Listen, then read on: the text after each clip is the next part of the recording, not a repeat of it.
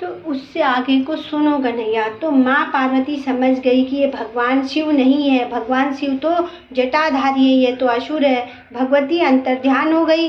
भगवान ने कहा, अच्छा तूने उपाय बता दिया, ऐसा ही करो तब मैं मरूंगा। ये था तारतम्य। और बोले ठीक है, जैसे को तैसा। भगवान ने कहा, तुम शिवजी बन करके हमारे परम प्राण प्यारे शिवजी के कहाविष्ट चाहते हो, पार्वती के शत्रुत्व को नष्ट करके। तो जो भक्त के प्रति जैसा व्यवहार करता है, मेरी अपना ना अनुकूल है ना प्रतिकूल है। भक्त का जो भक्त है वही मेरा भक्त है, भक्त का जो विरोधी है वही मेरा विरोधी है। इसीलिए छल का उत्तर भगवान ने छल से दिया। भगवान ने अपनी ओर से छल नहीं किया, भगवान ने अपनी ओर से छल नहीं किया।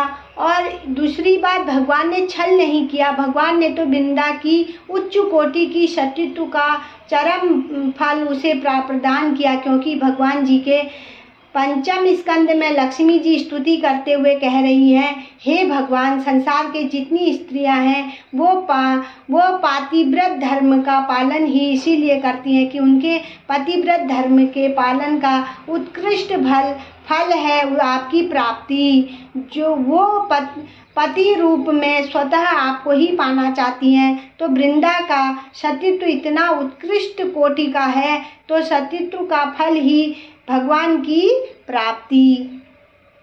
यदि भगवान की प्राप्ति वृंदा को नहीं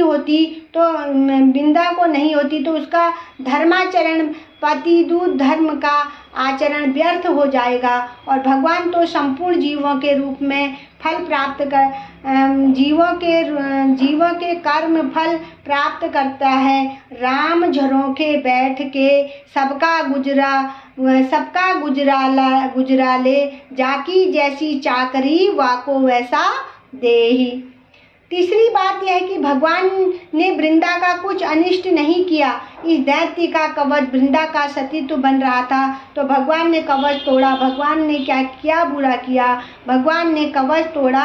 अब चौथा कारण सुनो लाला, ये तुलसी भगवान के नित्य गोलोक की, भगवान की प्रियतमा की है। श्री राधा रानी ने इनको कोप से बाहर निकाला है और इसी बड़ी महिमा है। इसको ठीक से पहचानो, सुनना हो तो देवी भागवत में जो तुलसी का अवतरण का प्रसंग है, नित्य गोलोक से तुलसी कैसे धरती पर आई, वह सुनने योग्य। कृष्णा ये तुलसी जैसी धरती पर आई तो इन्होंने पहले भगवान को ही